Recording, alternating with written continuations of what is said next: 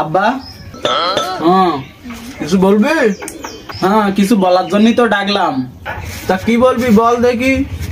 আমার হাতে আবার সময় কম, আমার আবার অনেক কাজ আছে।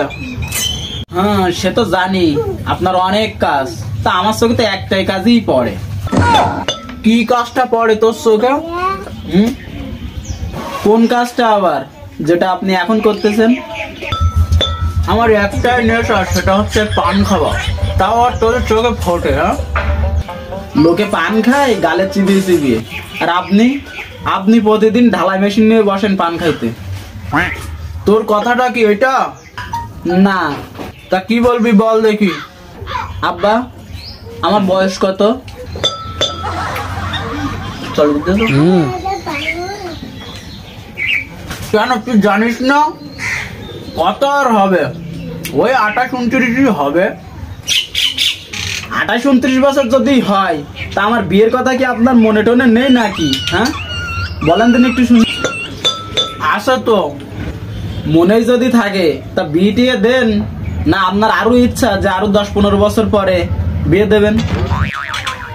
আব্বা, তোর আবার কি হলো? আমার কিছু হয়নি, তবে আপনার একটা কথা আমি সাপ সাপ জানিয়ে দেই, আপনি কার বিয়ে দেবেন না দেবেন সেটা আমি জানি না, তবে এবার কিন্তু আমার বিয়ে দেওয়াই লাগবে। দেখো দিনই একটা থামাতে পারি না, আর একটার কাণ্ড দেখো। বাবা, আপনার এই ছোট ছেলে কিন্তু আমার সাথে হিংসা করে। এই 28-29 বছর ওর বিয়ে করা লাগেনি, আর আমি যে বিয়ের কথা বললাম সেই ওর বিয়ে করা লেগেছে। এটা আমার সাথে ও বিশাল একটা হিংসা করে। আপনি দেখেন, খেয়াল করে দেখেন। আপনি বাদ দাও, আমি কোনো হিংসা টিংসা করি না। অনেকদিন ধরে বলবো করি, বলা হয় না। আজকে সুযোগ পেলাম তাই হঠাৎ করে বলে দিলাম। তোরা চুপ করবি? হ্যাঁ, এই যে তোদের মা তোদের দুইটারে জন্ম দিয়ে এই মারা গেছে 28-29 বছর, তা আমি কি কিছু বলছি? হ্যাঁ, আমারও তো বিয়ে টিয়ে করতে মন চাই নাকি?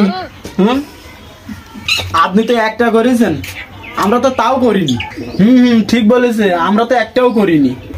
ওইসব বাদ দে, মানুষ এখন কয়দিন বা বাঁচে?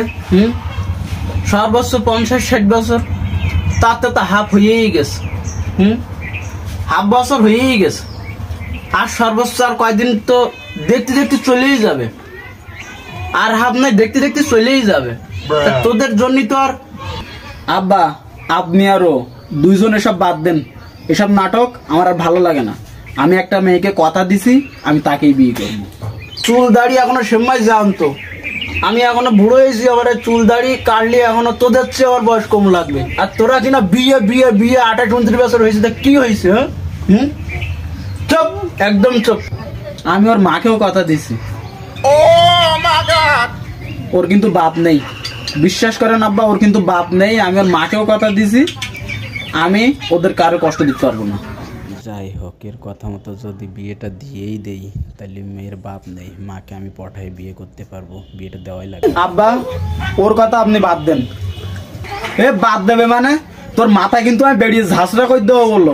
বড় ভাইটাই দেখবো না বললো। তুই আর আমি বড় ভাই, কয়দিনই বড় ভাই, কয় বছরের? আমরা দুজন জমক ভাই। ভুল করে তুই 2 সেকেন্ড আগে হয়েছিস, আমি 2 সেকেন্ড পরে হয়েছি। সাপ সাপ বলে দিলাম, মাথা কিন্তু বেরিয়ে ঝাঁসরা করে দেবো।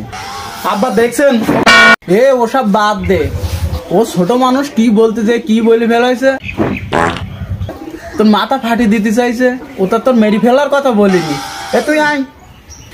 আব্বা চলেন তো আপনি। হ্যাঁ যান যান, তবে দুইজন একটা কথা শুনে রাখেন, দুইজনের কিন্তু ঘর জমায় থাকা লাগবে না।